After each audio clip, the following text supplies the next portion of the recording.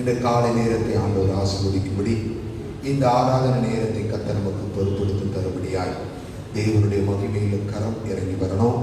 நிச்சயமாய் தம்மை ஆராதிக்கிற பிள்ளைகளை கர்த்தர் ஆசீர்வதிக்கும்படியாய் நம்முடைய முழு பிரசன்னத்தையும் அனுப்பி ஆமென் சந்தோஷப்படுத்தி திருப்தியாக்கி சமாதானத்தோடு தம்முடைய பிள்ளைகளை வீடுகளுக்கு அனுப்பத்தக்கதாக ஒரு தெய்வீக மகிமை, ஒரு தெய்வீக வல்லமை, ஒரு தெய்வீக கிருபை இந்த நாளில் வெளிப்படும்படியாய் இந்த ஆராதனையின் முழு நேரமும் கர்த்தருடைய ஆவியாருடைய தெய்வீக கரத்தால் மூடப்பட்டிருக்கும்படியாக எல்லாரும் கொஞ்ச நேரம் கர்த்தரை ஸ்தோத்திரம் பண்ணுவோம். ஹல்லேலூயா, ஹல்லேலூயா, ஹல்லேலூயா.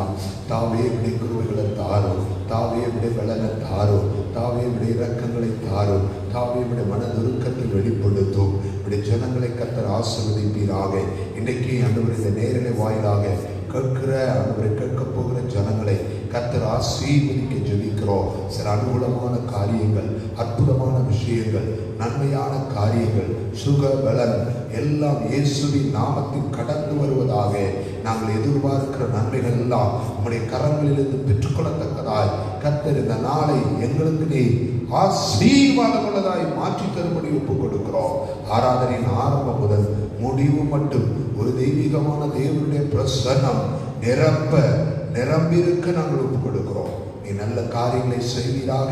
நாங்கள் தொடர்ந்து ஆராதிக்கும் போதும் துதிக்கும் போதும் நீ மகிமையின் பிரசன்னத்தால் எங்களை மூடுவீராக என்று சொல்லி உங்கள் கைகளில் எங்கள் யாவரையும் ஒப்புக் கொடுக்கிறோம். தேவனை தொடர்ந்து பொறுப்படுத்திக் கொள்ளும். இயேசுவின் நாமத்தில் வேண்டுகிறோம் நல்ல பிதாவே. ஆமென், ஆமென், ஆமென். நாம் சில பாடலை பாடி ஆண்டவரை உயர்த்தலாம். கர்த்தர் உதவி செய்கிறார்.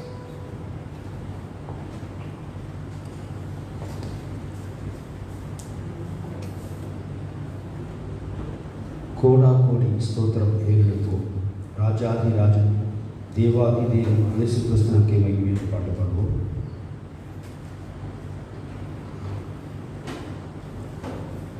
கோடா கோடி ஸ்தோத்திரம் ஏறெடுப்போம். ராஜாதி ராஜன் தேவாதி தேவன் இயேசு கிறிஸ்துவுக்கே மகிமை. ராஜாதி ராஜன் தேவாதி தேவன் இயேசு கிறிஸ்துவுக்கே மகிமை.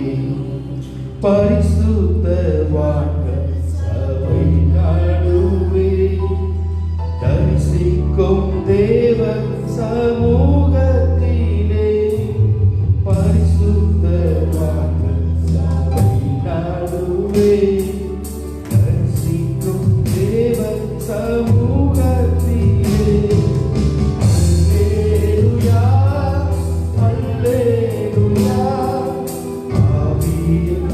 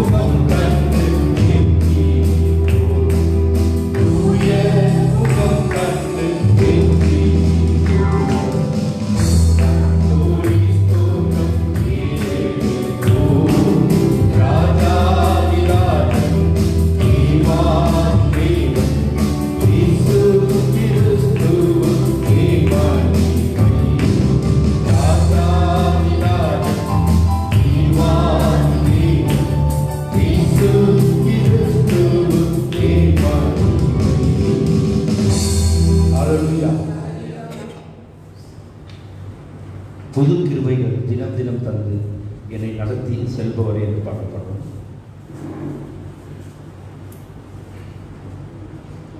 புது கிருபைகள் தினம் தினம் தந்து என்னை நடத்தி செல்பவரே,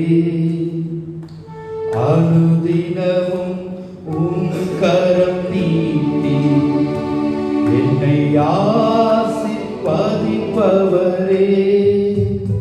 புது கிருபைகள் தினம் தினம் தந்து என்னை நடத்தி செல்பவரே, அனுதினமும் உம் கரம் நீட்டி என்னை ஆசீர்வதிப்பவரே, என் இயேசுவே உம்மை சொந்தமாக கொண்ட என் பாக்கியமே, இதை விடவும் பெரிதான மேன்மை வேறொன்றும் இல்லையே. என் இயேசுவே உம்மை சொந்தமாக கொண்ட என் பாக்கியமே, இதை விடவும் பெரிதான மேன்மை வேறொன்றும் இல்லையே. நீர் வழியாய் என்னை நடத்தினீர், நீதியின் பாதையில் நடத்தினீர். நீர் வழியாய் என்னை நடத்தினீர், நீதியின் பாதையில் நடத்தினீர். ஆதியம் வாய்க்கச் செய்தீர், என்னை கண்மணி போல் காத்தீர். ஆதியம் வாய்க்கச் செய்தீர், என்னை கண்மணி போல் காத்தீர். என் இயேசுவே உம்மை சொந்தமாக கொண்ட என் பாக்கியமே, இதை விடவும் பெரிதான மேன்மை வேறொன்றும் இல்லையே. என் இயேசுவே உம்மை சொந்தமாக கொண்ட என் பாக்கியமே, இதை விடவும் பெரிதான மேன்மை வேறொன்றும் இல்லையே. பாதங்கள் சறுக்கின வேளையில் பதறாது கரவீட்டி தாங்கினீர். என் பாதங்கள் சறுக்கின வேளையில் பதறாமல் கரவீட்டி தாங்கினீர். பாரமெல்லாம் நீக்கினீர், என்னை பாடி மகிழ வைத்தீர். பாரமெல்லாம் நீக்கினீர், என்னை பாடி மகிழ வைத்தீர். என் இயேசுவே உம்மை சொந்தமாக கொண்ட என் பாக்கியமே, இதை விடவும் பெரிதான மேன்மை வேறொன்றும் இல்லையே. என் இயேசுவே உம்மை சொந்தமாக கொண்ட என் பாக்கியமே, இதை விடவும் பெரிதான மேன்மை வேறொன்றும் இல்லையே. புது கிருபைகள் தினம் தினம் தந்து என்னை நடத்தி செல்பவரே, அனுதினமும் உம் கரம் நீட்டி என்னை ஆசீர்வதிப்பவரே,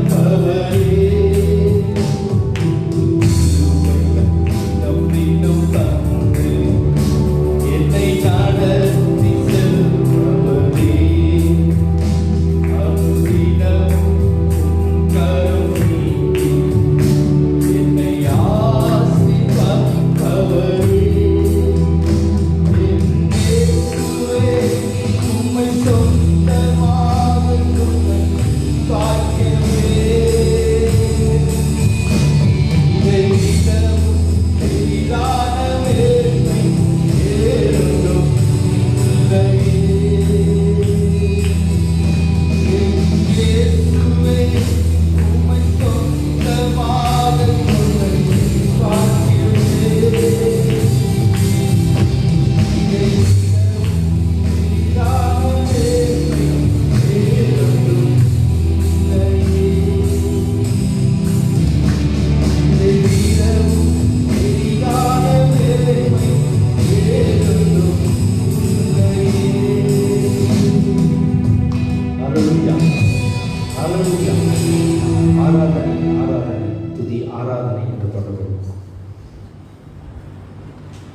ஆராதனை ஆராதனை துதி ஆராதனை ஆராதனை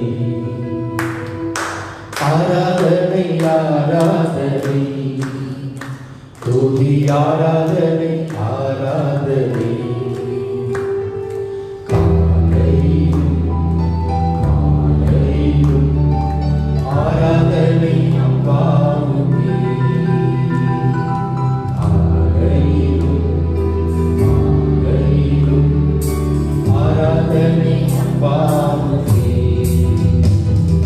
தூய ஆவியே உமக்கு ஆராதனை துணையாளரே உமக்கு ஆராதனை தூய ஆவியே உமக்கு ஆராதனை துணையாளரே உமக்கு ஆராதனை பிதாவே உமக்கு ஆராதனை வழிகாட்டியே உமக்கு ஆராதனை பிதாவே உமக்கு ஆராதனை வழிகாட்டியே உமக்கு ஆராதனை ஆராதனை ஆராதனை துதி ஆராதனை ஆராதனை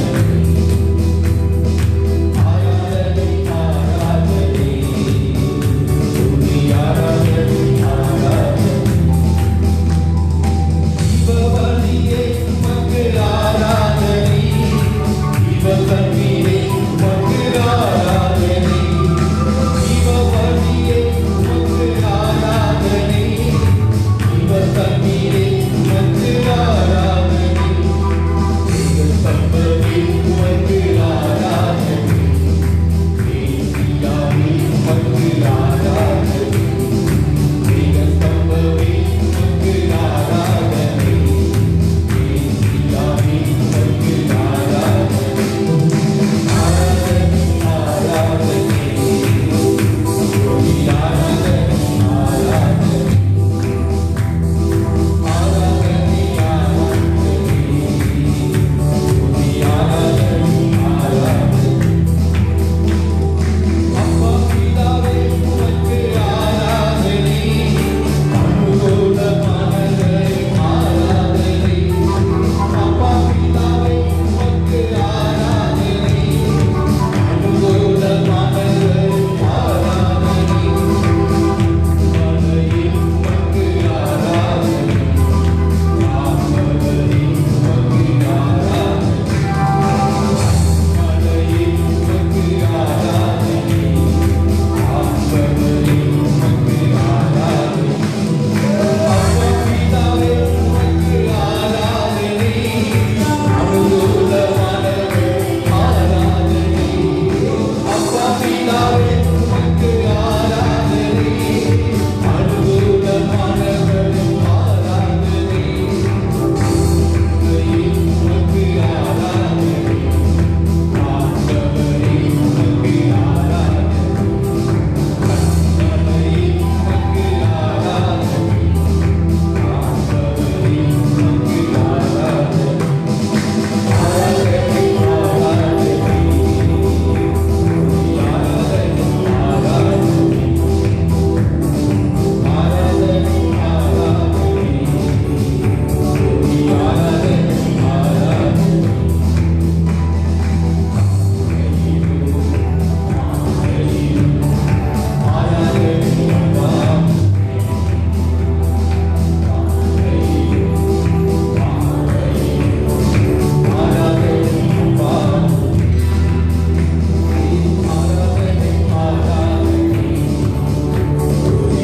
ஆராதனை ஆராதனை ஆராதனை ஆராதனை ஆராதனை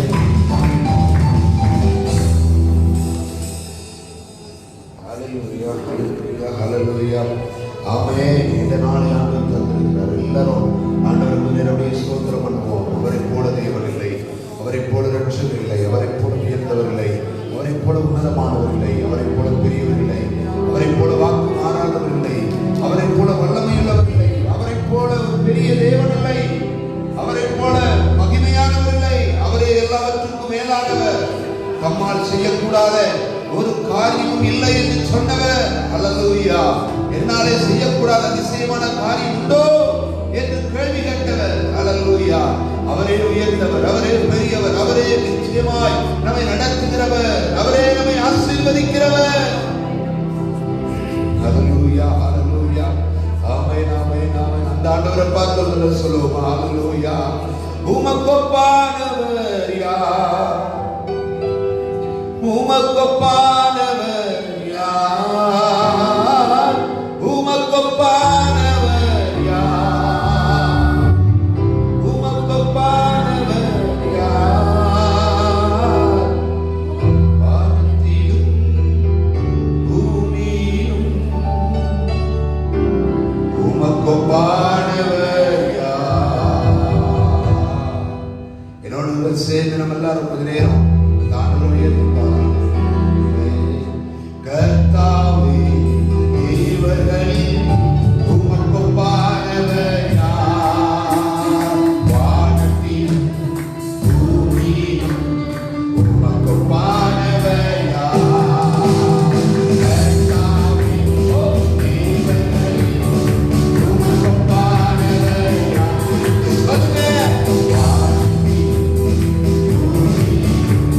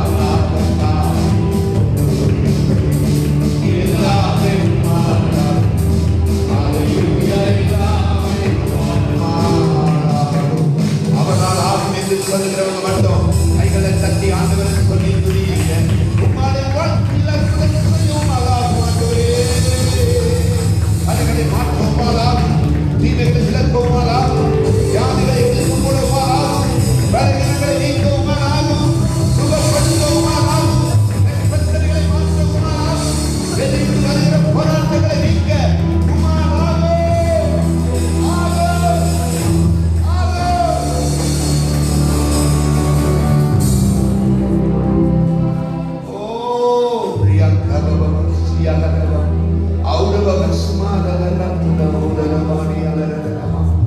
எத்தனை தடைகள், எத்தனை போராட்டங்கள் இருந்தாலும் ஒரு வார்த்தை சொல்லுங்க, ஆகாதது எதுவும் இல்லை, உம்மால் ஆகாதது எதுவும் இல்லை.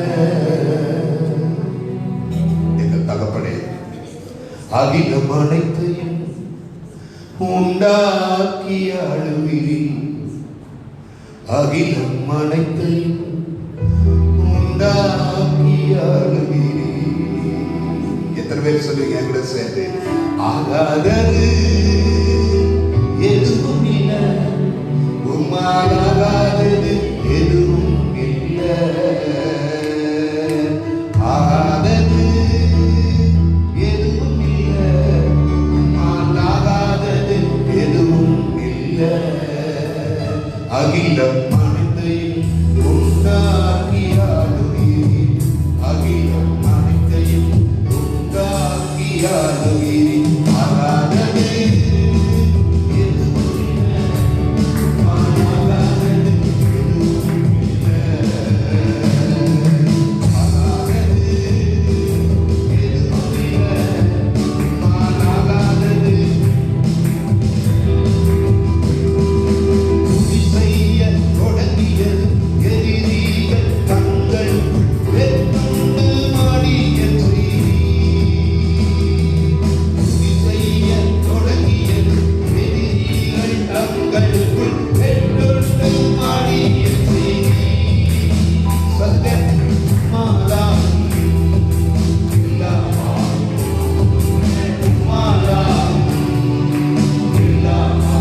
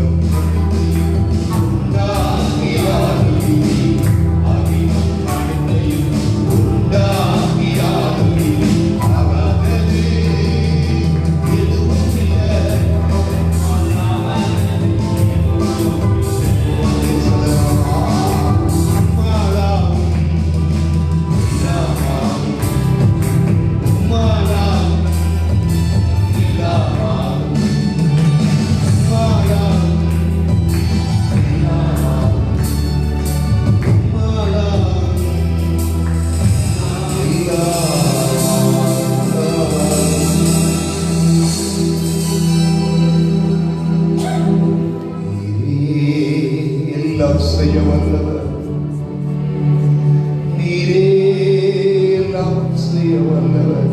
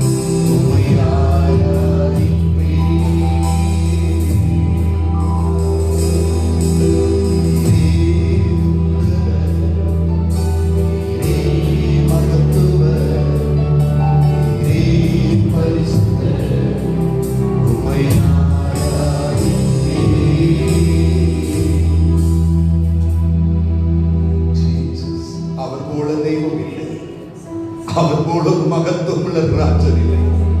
அவரை சர்வ சிருஷ்டிக்கும் தேவனானவர். அவரே உயரமும் உன்னதமான சிங்காசனத்தில் வீற்றிருக்கிறார். அவரே மகாராஜா, பூமி மீதெங்கும் ஆளுகை செய்கிற தேவாதி தேவன். அவரே ராஜாதி ராஜன், இகவர நன்மைகளை தருகிறவர்.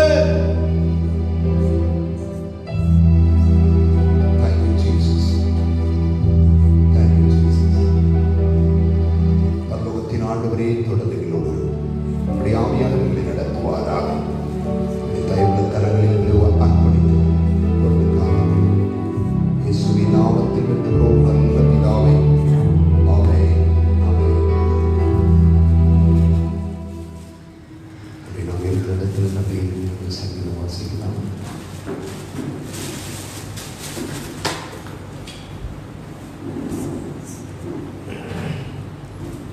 முப்பத்தி 6ஆம் சங்கீதம் நான் வாசிக்கலாம். யார் வாசிக்கிறீங்க?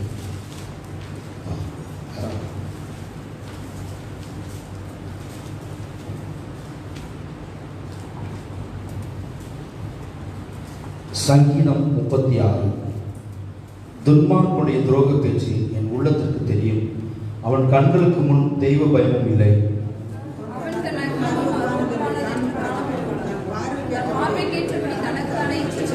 அவன் வாயின் வார்த்தைகள் அக்கிரமமும் வஞ்சகமும் உள்ளது. புத்தியாய் நடந்து கொள்வதையும் நன்மை செய்வதையும் விட்டுவிட்டான்.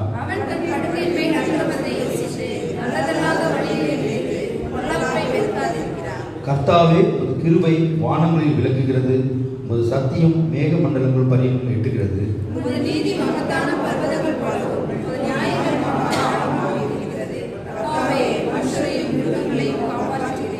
தேவனே, உம்முடைய கிருபை எவ்வளவு அருமையானது. அதனால் மனுபுத்திரர் உமது செட்டைகளின் நிழலிலே வந்தடைகிறார்கள்.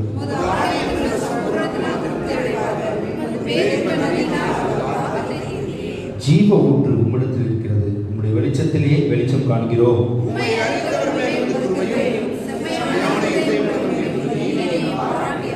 2 வசனம் சேர்ந்து வாசிப்போம். பெருமைக்காரன் தான் என் மேல் வராமலும் துன்மார்க்கருடைய கை என்னை மறக்கடியாமலும் இருப்பதாக. அதோ அக்கிரமக்காரர் விழுந்தார்கள், எழுந்திருக்க மாட்டாமல் தள்ளுண்டு போனார்கள்.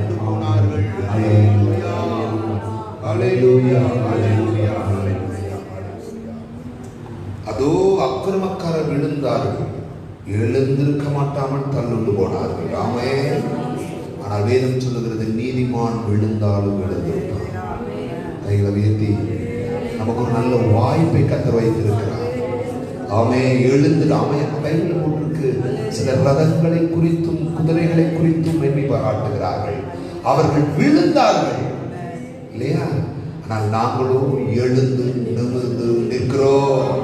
எத்தனை சூழ்நிலை நம்மளை விழத்தள்ளி இருக்கோம், ஆனாலும் நிற்க கர்த்தர் கிருபை கொடுத்திருக்கிறார். எத்தனை வியாதிகள் நம்மளை விழத்தள்ள நினைத்திருக்கோம், ஆனாலும் கர்த்தர் நம்மளை பலனோடு நிற்க பண்ணி இருக்கிறார். பொருளாதார போராட்டங்கள் எவ்வளவாய் நம்மளை விழத்தள்ள நினைத்திருக்கோம், அவைகளுக்கு நடுவில் கர்த்தர் நம்மளை ஜெயம் எடுக்க உதவி செய்திருக்கிறாரே. அந்த தேவனுக்கு நாம் நன்றி செலுத்துவோம். ஹல்லேலூயா, ஹல்லேலூயா, ஹல்லேலூயா. தேவ கிருபை இருக்கட்டும். அமருவோம். ஆண்டவர் நல்லவர்.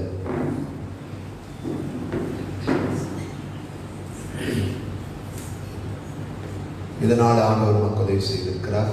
ஆண்டவரை நாம் துதிப்போம்.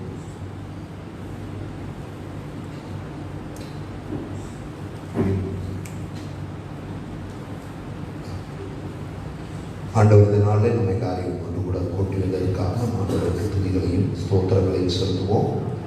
நாம் ஒரு சிலராய் கூடவும் மற்றவர்களாம் நேரலையில் இந்த ஆராதனை பங்கெடுக்கும் கர்த்தர் கிருபை கொடுத்திருக்கிறார்கள் என்று நம்புகிறோம்.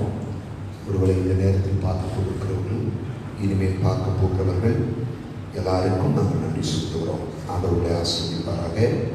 இந்த காலகட்டங்கள் நமக்கு இன்னும் நெருக்கமான காலகட்டங்கள் தான் என்றாலும் இவைகளிலிருந்தும் கர்த்தர் நல்ல விடுதலையை சீக்கிரத்தில் கட்டளையிடுவார் என்று நாம் நம்புகிறோம், எதிர்பார்க்கிறோம். கர்த்தர் நல்லவர். ஆமென். உங்களுக்கு இருக்கிற எல்லா பிரச்சனைகளுக்கு நடுவிலையும் கர்த்தர் தீர்க்கமான தீர்வை கர்த்தர் கட்டளையிடுவார் என்று நாம் சுவாசிப்போம். ஏன்னா தம்பி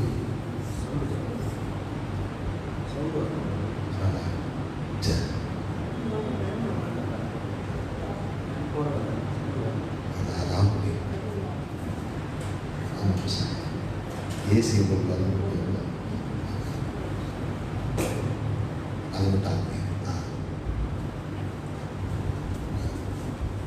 ரொம்ப சும்மா விசிலிங்கிறது நமக்கு பிரச்சனை இருக்கு. ஓகே, ஆண்டவருடைய நாளங்களை கொண்டு வந்திருக்கிறவர்கள் யாவரையும் வாழ்த்துக்கிறோம், வரவேற்கிறோம். வர முடியாதவர்கள் சீக்கிரத்தில் கூட்டி சேர்க்க கர்த்தர் உதவி செய்வார். வர செப்டம்பர் 14 சில வாய்ப்புகள் இருக்கிற மாதிரி சொல்கிறாங்க. அது முறையான அறிவிப்பு அல்ல. 21. அதனால் யோசித்தேன், நம்ம அடுத்த சனிக்கிழமை ஒரு திருவிழா கொடுத்துருவோமான்னு. சரி, உங்களை கூடுவதற்குரிய சூழ்நிலை வந்துட்டால் மொத்தமாகவே கொடுத்துடலாம் அப்படின்னு ஒரு எண்ணம் இருக்கிறதுனால அந்த ஒரு வாரம் மட்டும் பார்ப்போம். முதல் வாரம் கொடுத்தா நல்லா இருக்கும்னு நினச்சேன். சரி, அதுக்குரிய வாய்ப்புகளை நம்ம அப்படி வாய்ப்புகள் இல்லைன்னா 14ஆம் தேதிக்கு முன்னாடி என்ன செஞ்சிடலாம், கொடுத்துடலாம். கர்த்தர் நமக்கு உதவி செய்வார். அதுபோல் எல்லாருக்காகவும் ஜோம் முடிக்க வந்து கர்த்தர் எல்லாருக்கும் நல்ல பலனையும் சுகத்தையும் ஆரோக்கியத்தையும் கட்டளையிடுவாராக. வேதத்திலிருந்து நீங்கள் உங்களோட சில வார்த்தைகளை பேச போகிறேன். ஆண்டவரைக்கு நம்ம கூட பேசுவாராக. அந்த உணர்வோடு கூட நாம் காத்திருப்போம். கர்த்தர் நமக்கு நல்ல வார்த்தைகளை பகிர்ந்தளிக்கும்படியாக கர்த்தருடைய கரத்தில் படிப்போம். நீதிமொழிகள் 3ஆவது அதிகாரம். நீதிமொழிகளின் புத்தகம் 3ஆம் அதிகாரம் 5, 7 ஆகிய வசனங்கள். 5, 6, 7. அந்த வார்த்தை பாருங்க. உன் சுய புத்தியின் மேல் சாயாமல் உன் முழு இருதயத்தோடும் கர்த்தரில் நம்பிக்கையாய் இருந்து உன் வழிகளில் எல்லாம் அவரை நினைத்துக்கொள். அப்பொழுது அவர் பாதையை செவைப்படுத்துவார். இரண்டாவது வார்த்தை சொல்றார், நீ உன்னை ஞானி என்று எண்ணாதே, கர்த்தருக்கு பயந்து தீமையை விட்டு விலகு. ஆமென். இந்த வசனத்தை மையப்படுத்தி தான் இன்னைக்கு நான் உங்களோட பேச போறேன். என்ன வார்த்தைகள் அப்படின்னா, விசுவாசிகளாகி இருக்கிற நாம், தேவனுடைய மக்களாகி இருக்கிற நாம், நம்முடைய ஜீவிக்கிற ஜீவியத்தின் அனுபவத்துல எதை சார்ந்திருக்கணும், எதை பின்பற்றணும், எதன் மீது பற்றுதலா இருக்கணும்ன்றத இந்த ஞானி 3ஆம் அதிகாரத்தில் ரொம்ப அழகா சொல்லிப்பாரு. அது என்ன சொல்றாரு பாருங்க, சுயசார்பு கொள்கை வேண்டாம் சொல்றாரா. இப்ப இந்தியா சுயசார்பு இந்தியான்னு சொல்றாங்க. என்ன இந்தியா? சுயசார்பு இந்தியா. ஆனா நம்ம அம்மா சொல்லிட்டாங்க, இனி இந்திய பொருளாதாரத்தை கடவுள் தான் காப்பாற்றணும்னு சொல்லிட்டாங்க. ஆனா கொள்கைக்கு பேர் என்ன? சுயசார்பு இந்தியா என்று சொல்ல ஆரம்பிச்சிட்டாங்க. இப்ப நம்ம கவனிக்கணும். ஆனால் எப்படியோ அவர்கள் சுயசார்பில் இருந்தாலும் சரி, எவர்கள் சுயசார்பில் இருந்தாலும் சரி, ஞானி நமக்கு ஒரு கல்வி, ஒரு பாடம் சொல்லித்தார். என்ன பாடம் தெரியுமா? நீங்க சுயசார்பு கொள்கை கொண்டவர்களா இராதீர்கள் அப்படின்னு என்ன சொல்றாரு? உன் சுய புத்தியை சாராதே. இரண்டாவது, உன்னை ஞானி என்று எண்ணாதே. சரி, இன்னொரு வார்த்தைக்கு நான் சொல்றேன். ரோமர் அதனுடைய 11:25 பாருங்க. ரோமர் 11:25. மேலும் சகோதரரே நீங்கள் உங்களை புத்திமான்கள் என்று கவனிக்கணும். நீங்கள் உங்களை புத்திமான் என்று எண்ணாதபடிக்கு. சரி, 12:16 பாருங்க. ஒருவரோடு ஒருவர் ஏக சிந்தை உள்ளவர்களாய் இருங்கள். 12ஆம் அதிகாரம் அப்படி 16 தானா? 16. மேட்டிமையானவர்களை சிந்தியாமல் தாழ்மையானவர்களுக்கு இணங்குங்கள். உங்களையே புத்திமான்கள் என்று எண்ணாதீர்கள். உங்களையே வேதம் நமக்கு என்ன சொல்லி தருது அப்படின்னா, கொஞ்சம் கவனிக்கணும். உங்களுக்கு கொஞ்சம் இதெல்லாம் சொல்லி விளக்கமா பேச நினைக்கிறேன். நம்மை புத்திமான் என்றோ நம்மை ஞானி என்றோ நாம் ஒரு நாள் நம்ம எண்ணக்கூடாது. நம்முடைய சுய புத்திய சாரவும் கூடாது. அப்படின்னா சுயசார்பு கொள்கை வேண்டாம் அப்படின்றார்.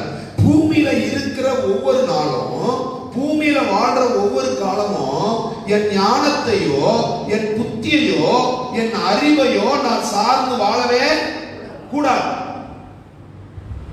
இந்த ஞானி ரொம்ப அழகா சொல்றார். ஏன் அப்படி சொல்றாருன்னா, அவர் தன் ஞானத்தை சார்ந்து வாழ்ந்து அவர் இழந்தது அதிகம். ஞானம் கொடுத்தது கர்த்தர் தான், புத்தியையும் அறிவையும் கற்றுக் கொடுத்தது தாயும் தகப்பனும் தான். இல்லையா? ஞானம் எங்கிருந்து வருகிறது? பரத்திலிருந்து வருகிறது. புத்தி எங்கே வருகிறது? கர்த்தருக்கு பயப்படுதலில் வருகிறது. அறிவு எங்கிருந்து பிறக்கிறது? சரி, ஞானம், புத்தி, அறிவு என்ன செய்யும் அப்படின்னு ஒரு கேள்வி கேட்டா பைபிள் போட்டிருக்கு, அறிவு கற்றுக் கொடுக்கும். அறிவு, புத்தி காரியத்தை நடத்தும்.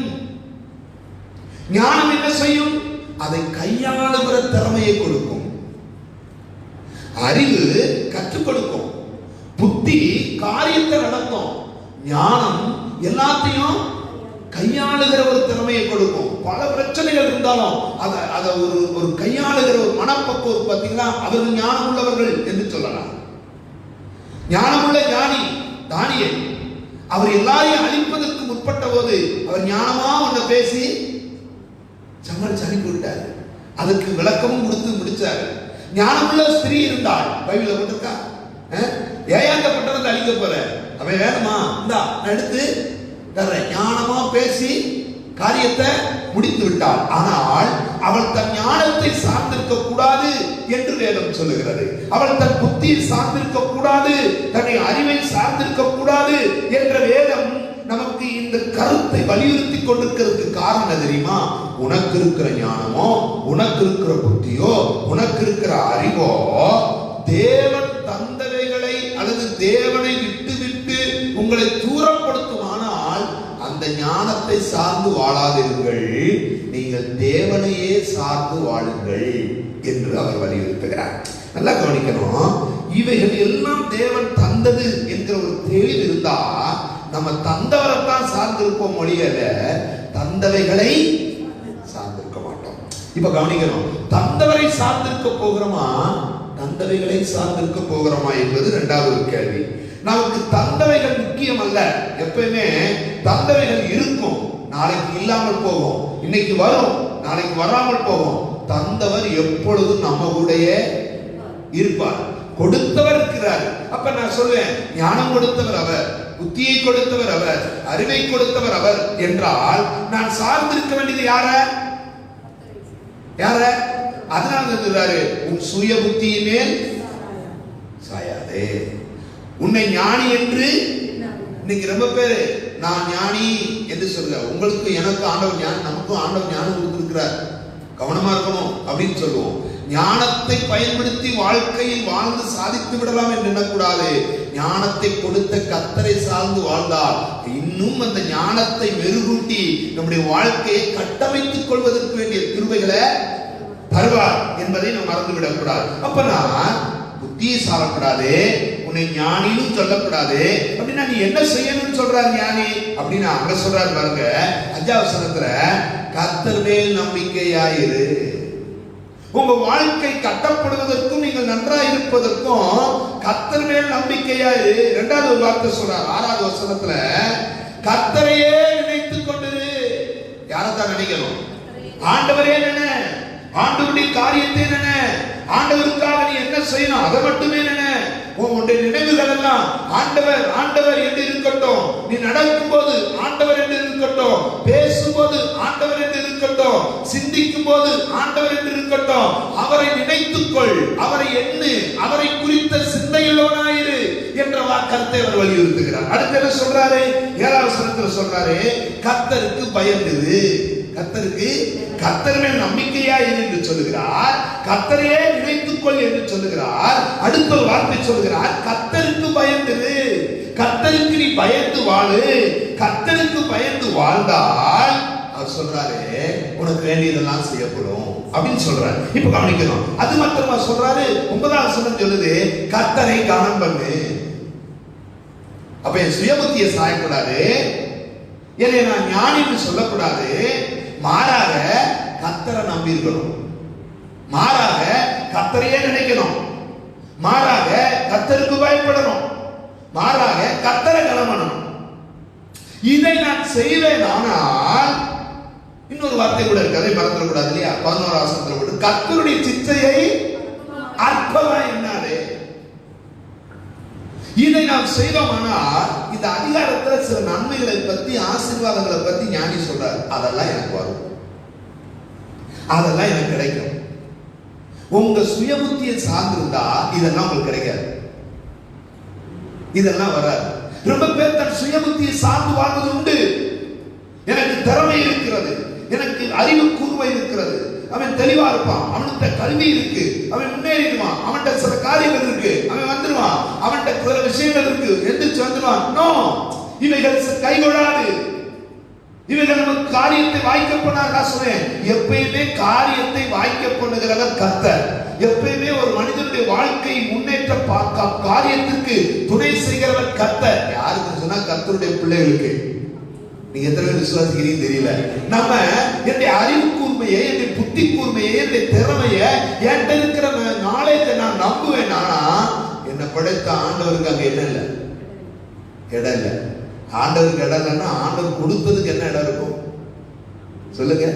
ஆண்டவருக்கே இடம் இல்லைன்னா ஆண்டவர் கொடுத்தாரே அவைகளுக்கு எங்க நம்ம இடம் கொடுக்க போறோம்? அப்ப நான் என்னையே சார்ந்திருப்பதையும், என்னுடைய புத்தியை சார்ந்திருப்பதையும், என்னுடைய ஞானத்தை சார்ந்திருப்பதையும் வேண்டான்னு சொல்லிட்டு கர்த்தரை சார்ந்திருக்கணும். எப்படி சார்ந்திருக்கணும்?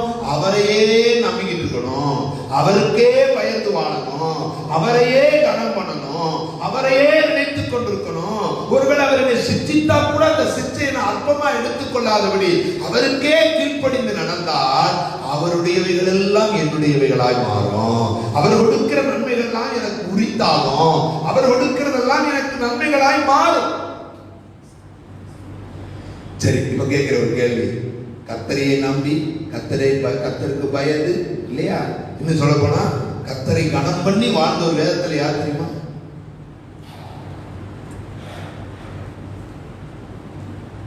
அநேக காரியம் இருந்தால் ஒரே ஒரு இடத்துல ஆபிரகாம். அவர் கர்த்தரை கனம் பண்ணார். ஆபிரகாம் கர்த்தரை மட்டுமே நம்பி வந்தார். ஆபிரகாம் கர்த்தருக்கு பயந்தார். 22:12 24 வாசிக்கிறோம். கர்த்தர் கொடுக்கிறது மட்டும் போதும், வேற ஒண்ணு வேணாம் அப்படின்னு சொல்றாரு. அப்ப ஆபிரகாமை கொஞ்சம் முன்னாடி நிறுத்துவோம். அவர் வாழ்ந்த வாழ்க்கை கர்த்தருக்காக, அவர் வாழ்ந்தது கர்த்தரை மட்டும். ஏன்னா அவருக்கு எல்லாமே இருந்ததுதான், அவருக்கு திறமைகள் இருக்கிறது, அவருக்கு ஞானம் இருக்கிறது, எல்லாம் இருக்கிறது. அதை ஒன்றையும் அவர் சார்ந்திருக்கவில்லை. கர்த்தரை சார்ந்திருந்தால் அந்த தேசத்தில் அவர் பெரியவரானார், அந்த தேசத்தில் அவர் உயர்ந்தவரானார். ஆமென். இன்னைக்கு நான் சொல்லி உங்க நிலைமை எப்படி இருந்தாலும் பரவாயில்லை, யாரும் கேட்டா இந்த தேசத்தில் நாம் எப்படி இருந்தாலும் பரவாயில்லை, கர்த்தரை சார்ந்து வாழ்வதற்கு இன்னைக்கு நம்மளை அர்ப்பணிக்க வேண்டும். ஆமென். எசேக்கியேல் 28ஆம் அதிகாரத்துல ஒரு தீர்வை குறித்து வேதம் அழகாய் சொல்லுகிறது. ஏற்கனவே நான் உங்களோட பேசி இருக்கிறேன். தீரு ராஜா என்ற ராஜாவை குறித்து. தீரு ராஜா என்று எழுத்து வடிவில் சொல்லப்பட்டிருந்தாலும் அது உள்ளார்ந்த அர்த்தம் லூசிபரை குறித்து சொல்லப்படுகிறது என்று ஏற்கனவே நாம் பேசி இருக்கிறோம். இந்த தீர்வை குறித்து வேதத்துல வாசித்தீங்கன்னா 4 இடத்துல அல்லது 5 இடத்துல நீங்க பாருங்க, நீ ஞானவான், நீ ஞானி, ஞானம் உள்ளவன், ஞானம் பெற்றவன், ஞானத்திலே சிறந்தவன், இந்த வார்த்தையில அந்த அதிகாரம் முழுவதும் போட்டிருக்கும். சரி, இந்த ஞானத்தை வைத்து இவர் என்ன செய்தார்? இந்த ஞானத்தை வைத்து எப்படி நடந்து கொண்டார்? இந்த ஞானத்தை வைத்து எப்படிலாம் காரியங்களை செய்தார் என்று நாம் கவனித்தோமானால், இந்த ஞானத்தை வைத்துக் கொண்டு தன்னை ஞானி என்று எண்ணி தேவனுக்கு மேலாக தன்னை உயர்த்தினான். தேவனுடைய பர்வதங்களில் வீற்றிருப்பேன் சொன்னா, தேவனுடைய சிங்காசனத்துக்கு மேல சிங்காசனத்தை வைப்பேன் சொன்னா, கர்த்தர் அவனுக்கு கீழே தள்ளினார். உங்கள்ட்ட ஞானம் இருப்பது நல்லது, அந்த ஞானம் தேவனுக்கு உரமாய் பயன்படக்கூடாது. ஹலோ, உங்களுடைய ஞானம் இருப்பது நல்லதோ, அந்த ஞானத்தை வைத்துக் கொண்டு தேவனுடைய ராஜ்யத்துக்கு விரோதமாகவோ, தேவனுடைய சித்தத்துக்கு விரோதமாகவோ, தேவனுடைய திட்டத்துக்கு உங்களுடைய வாழ்க்கையில் அதை பயன்படுத்துவீங்கன்னா அந்த ஞானத்தில் ஒரு பிரயோஜனமும் இல்ல, அந்த ஞானத்தில் ஒரு நன்மையும் இல்ல. அதனால சொல்றாரு, உன்னை ஞானி என்னாத, அந்த ஞானத்தை கொடுத்தவரே நான் தானே. அன்னைக்கு அவனை கீழே தள்ளினதுதான், இன்னைக்கு வரைக்கும் அவனால எழ முடியல.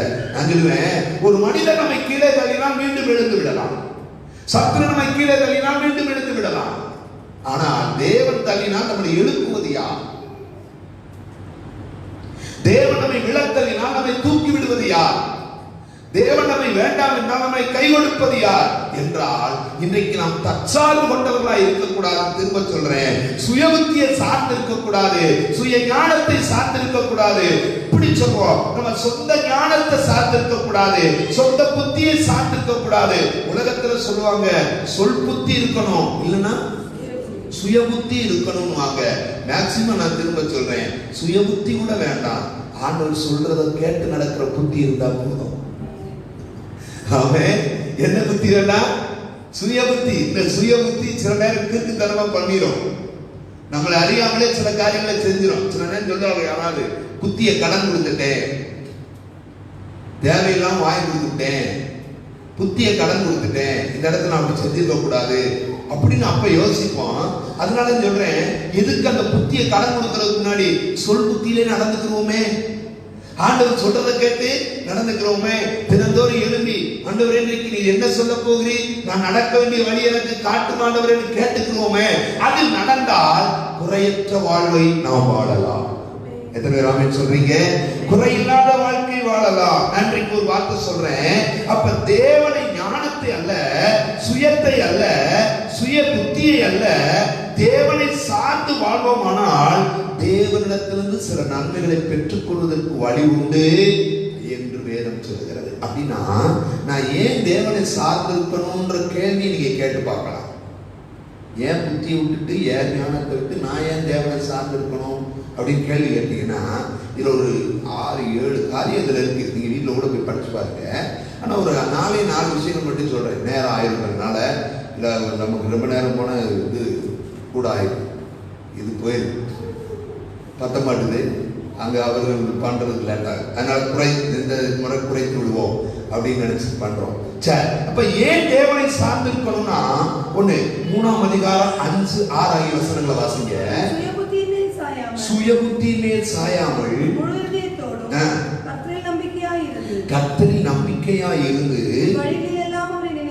உன் வழிகள் எல்லாம் அவரை நினைத்துக்கொள். இந்த வார்த்தையை பாருங்க, அப்பொழுது அவர் உன் பாதையை. அந்த வார்த்தையுடைய கருத்து தெரியுமா? கருத்து தெரியுமா? நீ ஏன் தேவனை சார்ந்து இருக்கணும் தெரியுமா? ஏன் சுயபுத்தியை சாரக்கூடாது, ஏன் தேவனை சார்ந்து இருக்கணும் தெரியுமா? அதுதான் உன் பாதைக்கான பாதுகாப்பிற்கான வழி. இப்படி சொல்லுவோம், உன் வாழ்க்கையை பாதுகாப்பதற்கான வழி எது தெரியுமா? தேவனையே சார்ந்திருப்பது. சுய புத்தி மேல சாராத, கர்த்தரையே நினைத்துக் கொண்டு அவரையே சார்ந்து, அப்பொழுது ஒரு பாதையை. அப்படின்னா அந்த வார்த்தை அழகா போட்டிருக்கு, ரைட் வே, சரியான வழியில நடத்துவா, ஸ்ட்ரெயிட் வே, நேரான பாதையில நடத்துவா. எப்ப? அவரையே சார்ந்து இருக்கும் போது, அவரையே நினைத்துக் கொள்ளும் போது. அப்ப தவறான வழியில் போனால் எனக்கு பாதுகாப்பு இருக்காது. அப்ப என்னுடைய பாதுகாப்பு எங்க இருக்குன்னா, கர்த்தரை சார்ந்து இருக்கிறதா இருக்குது. என்னுடைய பாதுகாப்பு எதுல இருக்குன்னா, கர்த்தர் மேல் வைத்திருக்கிற அந்த நம்பிக்கையில தான் இருக்குது. என் பாதுகாப்பு எதுல இருக்குன்னா, என் வாழ்க்கைக்கான பாதுகாப்பா இருக்கட்டும், என் குடும்பத்திற்கான பாதுகாப்பா இருக்கட்டும், தினந்தோறும் நான் நடக்க வேண்டிய பாதைகள் இருக்கு, தினந்தோறும் நான் நடக்க வேண்டிய வழிகள் இருக்கு, அதற்கான பாதுகாப்பா இருக்கட்டும். அது எதுல இருக்குன்னா, கர்த்தரை சார்ந்து இருக்கிறது தான் இருக்குது. உலகத்திலே பாதுகாப்பை எப்படி நான் ஊர்ஜிதப்படுத்த முடியும் சொல்லுங்க பார்க்கலாம். டெய்லி என்னுடைய பாதுகாப்பை நான் எப்படி உறுதிப்படுத்த முடியும்? இன்றைக்கு நிற்கிறோம், நல்லது, நாளைக்கு இருப்போமா?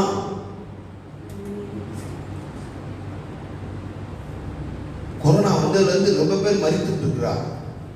கொரோனானால சாகுறாரா இல்லையே, வேற எதனால சாகுறாருன்னு ஒண்ணும், அது முக்கியமான ஆளுகள் தான் சாகுறாங்க. உண்மையே புரிய மாட்டுது, மண்டை குழம்பு.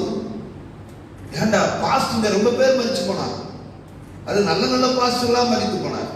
ஒருத்தர் சொன்னாரு, நல்லா உதவி செய்யக்கூடிய, ஊழியத்தை நன்றாக செய்யக்கூடிய, அர்ப்பணிப்புள்ள நல்ல ஊழியக்காரர்களாம் மரித்து போனார்கள். ஏன்னே புரியல. இளம் ஊழியர்கள் மரித்து போனார்கள், ஏன்னே புரியல. இப்ப என்ன காரணம்னே தெரியல. நாளைக்கு இருப்பார் என்பது இன்னைக்கு இருக்கிறோம், நாளைக்கு இருப்போம் என்பது நமக்கு நிச்சயம் அல்ல. ஆனா என்னுடைய பாதுகாப்பும் என்னுடைய அடைக்கலமும் எதுக்குள்ள இருக்குன்னா, என் சுயபுத்தியில இல்ல, கர்த்தரை சார்ந்து இருக்கிறதா இருக்கு. எப்பா நம்ம புத்தியா நடந்துக்கிட்டா பொழைச்சுக்கலாம் அப்படின்னு நினைச்சு பெரிய ஒரு இது கட்டி உள்ளே இருந்தா பொழைச்சுக்கலாம்னு நினைச்சா அங்கேயும் முடியாது. பைபிள்ல போட்டு கடைசி நாட்கள்ல கண்மலையே மலைகளே எங்களை மூடுங்கள்னு சொல்லுவாங்களாம். கண்மலையே மலைகளே எங்களை மூடிக்கோங்க அப்படின்னு போவாங்களாம். ஆனா அங்கேயும் கூட சில நேரம் பாதுகாப்பு கிடையாது. எனக்கு பாதுகாப்பு எங்கே? நான் சொல்லுவேன், நீங்கள் கர்த்தரை சார்ந்திருப்பதுதான் உங்கள் வாழ்வுக்கான பாதுகாப்புக்கான சரியான வழி. நீங்க தேர்ந்தெடுத்திருக்கிற சரியான வழி, ரைட் வே, அதுதான். சுயபுத்தியை சார்ந்திருந்தால் அது உங்களுடைய வாழ்க்கையை பாதுகாக்காது. ஏதாவது ஒரு இடத்துல கொண்டு போய் உங்களை நிறுத்திடும். இன்னொரு வார்த்தை வாசிக்கிற 23ஆம் வசனத்துல, நீ கர்த்தரை சார்ந்து பாரு அல்லது கர்த்தருக்கு பயந்து நடந்து பாரு, அப்பொழுது உன் கால் இடராது. 26ஆம் வசனம் போட்டிருக்கு, நீ கர்த்தரை நம்பிடு, கர்த்தரை சார்ந்து, அப்பொழுது உன் கால் சிக்கிக் கொள்ளாது. அப்ப பாதுகாப்பு எங்க இருக்கு சொல்லுங்க? 23ஆம் வசனத்தின்படியும் 26ஆவது வசனத்தின்படியும் என் கால்களுக்கான பாதுகாப்பு, என் வாழ்வுக்கான பாதுகாப்பு எங்க இருக்குன்னா கர்த்தர்கிட்ட தான் இருக்கு. என் புத்தியை சார்ந்திருப்பது இல்லை. ஹலோ, கேக்குதா எல்லாரும்? என்னுடைய புத்தியை சார்ந்திருப்பதில் அல்ல, நான் கர்த்தரை சார்ந்திருப்பதில் இருக்கிறது. அப்ப என்னுடைய பாதுகாப்பு நான் உறுதிப்படுத்தணும். பைபிள் அப்படிதான் போட்டிருக்கு. உன்னதமானவர் மறைவில் இருக்கிறவன் சர்வ வல்லவரின் நிழலில் தான். முதல் நீ உன்னதமானவருடைய மறைவுக்கு வா, அப்பொழுது அவருடைய நிழலினால் நீ பாதுகாக்கப்படுவார். அந்த நிழலின் பாதுகாப்பு வரும்போது கீழுள்ள எல்லா பாதுகாப்பும் சூழ்ந்திருக்கும் இல்லையா? உன்னையே மறைவாய் வைத்துக் கொண்டு, உன்னையே நிழலாய் பார்த்துக் கொண்டு, எங்களுடைய நாங்களே பெரிய ஆலமரம் மாதிரி, நானே பெரிய அரசமரம் மாதிரி, எனக்கு ஒரு பாதுகாப்பு தேவையா? எனக்கு ஒரு அடைக்கலம் தேவையா? இல்லங்க இல்லங்க இல்லங்க. தாவீது சொல்றாரு, நான் எப்பொழுதும் வந்தடையத்தக்க கண்மலையாயிரும். அந்த வார்த்தை பாரு, எப்பொழுதும் வந்தடையத்தக்க கண்மலையாயிரும். ஏன் அந்த வார்த்தை பயன்படுத்துறாரு தெரியுமா? அந்த எழுதப்பட்ட நேரம் என்ன தெரியுமா?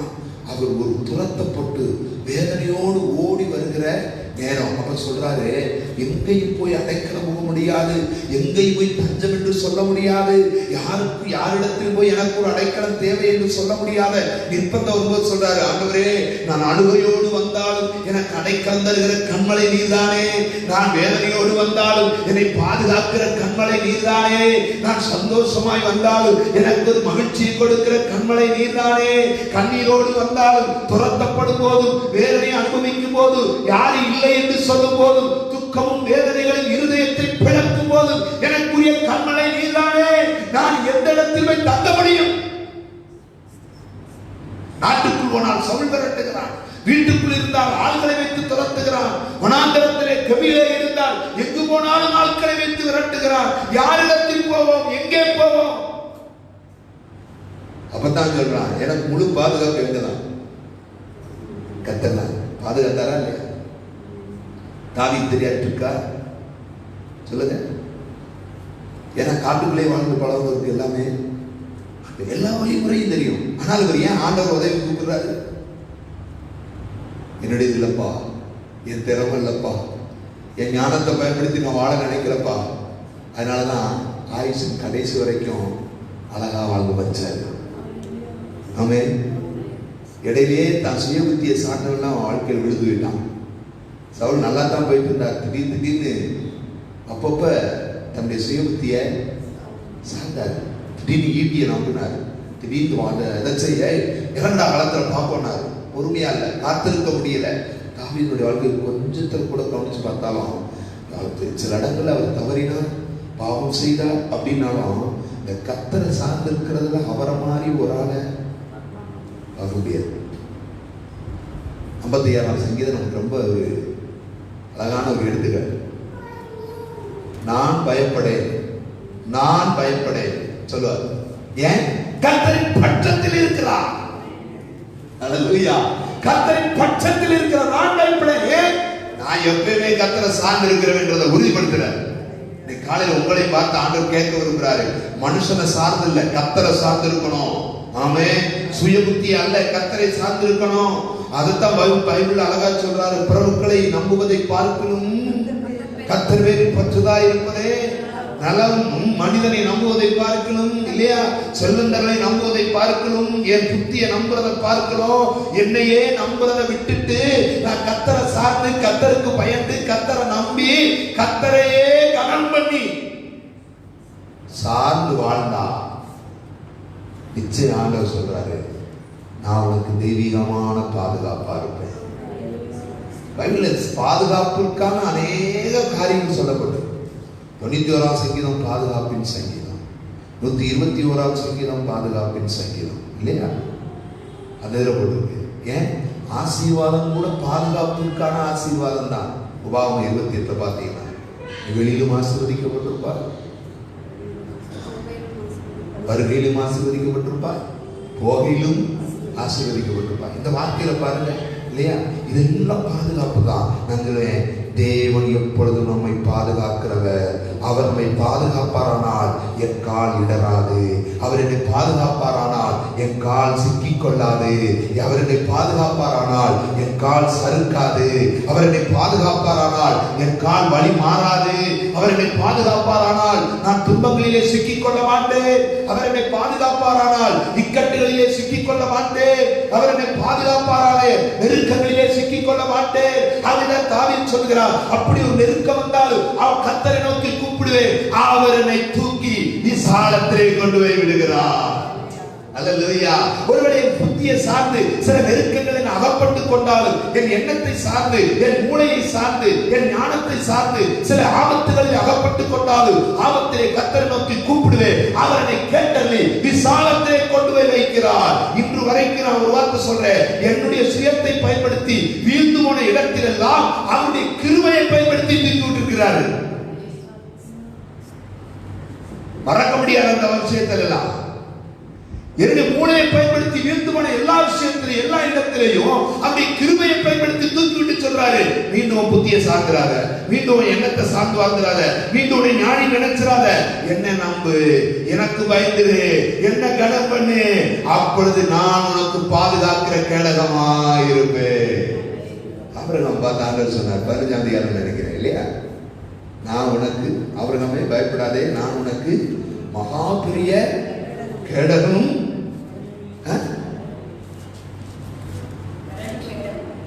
பெலகும் கேடகமாய் இருக்கிறேன். மகா பெரிய பெலகும் கேடகமாய் இருக்கிறேன் அப்படின்னு கேடகம்னால என்ன அர்த்தம்? பாதுகாப்புன்னு அர்த்தம். இன்னைக்கு நமக்கு ஆண்டவர் பெரிய பாதுகாப்பா இருப்பாராங்க. ஆமென். இரண்டாவது காரியம் கவனிங்க, ஏன் கர்த்தரை சார்ந்திருக்கணும், ஏன் தேவனை சார்ந்திருக்கணும்? 7வது வசனம் 8வது வசனத்தை பாருங்க. நீ உன்னை ஞானி என்று எண்ணாதே, கர்த்தருக்கு பயந்து தீமையை விட்டு விலகு. அது உன் நாவிக்கு ஆரோக்கியமும் உன் எலும்புகளுக்கு நல்லா கவனிங்க. முதல்ல சொன்னா ஏன் கர்த்தரை சார்ந்திருக்கணும், அதுதான் பாதுகாப்பிற்கான வழி. ரெண்டாவது ஏன் கர்த்தரை சார்ந்திருக்கணும் அப்படின்னு கேட்டா அதுதான் ஆரோக்கியத்துக்கான வழி. அதுதான் ஆரோக்கியத்துக்கான வழி. நல்லா கவனிக்கணும். பாதுகாப்பா வாழணும்னாலும் கர்த்தரை தான் சார்ந்திருக்கணும், ஆரோக்கியமா வாழணும்னாலும் சொல்லுங்க, இந்த அழகாப்பட்டிருக்கு, அது உன் நாவிக்கு ஆரோக்கியமும் உன் எலும்புகளுக்கெல்லாம் ஊன். ஊன்னா என்னது? எலும்புக்குள்ள இருக்கிற மஜ்ஜை இல்லையா? நம்ம உப்பெல்லாம் எங்க கடிக்கலாம்? ஊர்ல பாத்தீங்கன்னா அந்த எலும்பை போட்டு உரிவாங்க, உப்பு உப்புன்னு உரியுறதுலே பாரு. நமக்கு இப்ப உரியுற மாதிரியா இருக்கு. ஆனா இப்ப பிராய்லர் கோழி எடுத்து நம்ம கடிச்சாலும் புறம் போயிடும் இல்லையா? ஆட்டு எலும்பு உரிவாங்க சலுச்சன், அதுக்குள்ள இருந்து வருது பாத்தீங்களா? அந்த எலும்புக்கு ஊன், அதுதான் ஸ்ட்ராங் ஆகுது, அதான் ஸ்ட்ரென்த் ஆகுது. அந்த ஊன் இல்லைன்னா அந்த எலும்பு வேஸ்ட், அந்த எலும்பு வேஸ்ட். அப்ப ஆண்டவர் சொல்றாரு, நீ கர்த்தருக்கு பயப்படுற பயம் இருக்கு பாத்தியா, கர்த்தரை சார்ந்திருக்கிற அந்த சார்ந்திருக்கிறது இருக்கு பாத்தியா, அது உனக்கு ஆரோக்கியம். அது உடலுக்கும் எலும்புக்கும் ஆரோக்கியம். உடலுக்கும் எலும்புக்கும் ஆரோக்கியம்ன்றார்.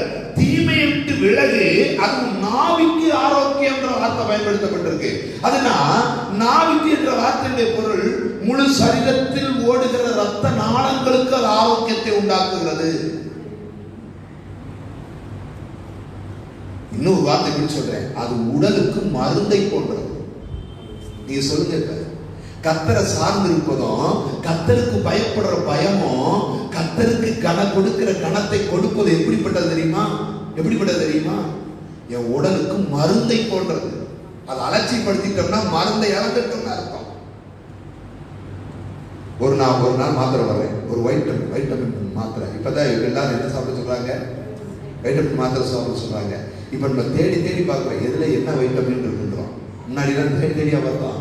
வைட்டமின் பார்த்தோமா, வைட்டமின் டி பார்த்தோமா, இ பார்த்தோமா, ஓ பார்த்தோமா, இல்ல ஆல்பா பார்த்தோமா, என்ன என்னமோ சொல்றாங்களே, என்னென்னமோ சொல்றாங்க, ஒண்ணுமே புரிய மாட்டுது. அந்த காலத்துல சும்மா உட்காந்து சதக்குன்னு அட்ரா வெட்டி உள்ள போடுறா இல்லையா?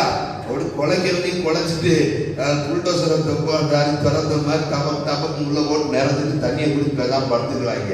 வைட்டமினை கண்டாங்களா, என்னத்தை கண்டாங்க, நல்லா தான் இருந்தாங்க. இப்ப சேர்க்க வேண்டிய வைட்டமினை சேர்த்தாலும் இல்லாத வைட்டமின் எல்லாம் சேர்க்க வேண்டிய நிலைமை வருது. வேண்டாங்க, ஒரு கழுதையும் வேண்டாம். நான் சொல்லுவேன், கர்த்தருக்கு பயந்து கர்த்தரை கனம் பண்ணி கர்த்தர் மேல் நம்பிக்கையா இருந்தா அது நம்முடைய சரீரத்துக்கு மருந்து. மருந்தை தேட வேண்டாம், மருந்தை நம்ம கையிலே கொடுத்திருக்கிறார். ஆமென். பைபிள் ஓட்டுக்கு நல்ல வார்த்தை ஔஷதம் இல்லையா? நல்ல வார்த்தை, ஆமா, ஔஷதம். ஔஷதம்னாலே மருந்து. எது நல்ல வார்த்தை? எது நல்ல வார்த்தை? நீ நல்ல வார்த்தை கிடையாது, இது ஒண்ணுதான் நல்ல வார்த்தை. இதை சாப்பிட்டாலே, அதனால பைபிள் ஓட்டிருக்கு, மனிதன் அப்பத்தினால் மாத்திரம் அல்ல தேவனுடைய வாயிலிருந்து புறப்படுகிற ஒவ்வொரு வார்த்தையினாலும் பிழைப்பார். அல்லேலூயா. ஏன் பைபிளை படிக்க சொல்றோம், ஏன் பைபிளை தியானிக்க சொல்றோம், இந்த வார்த்தையை நம்ம சொல்றோம். நான் சொன்னேன், இது உடலுக்கு ஆரோக்கியத்தை கொடுக்கிறது. ஆமென். இது மருந்தாய் இருக்கிறது. அல்லேலூயா.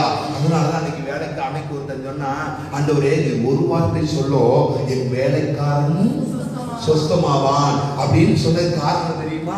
அவனுக்கு ஒண்ணு தெரிந்திருந்தது, இவர் வாயிலிருந்து பிறக்கிற வார்த்தை மருந்து போன்றது.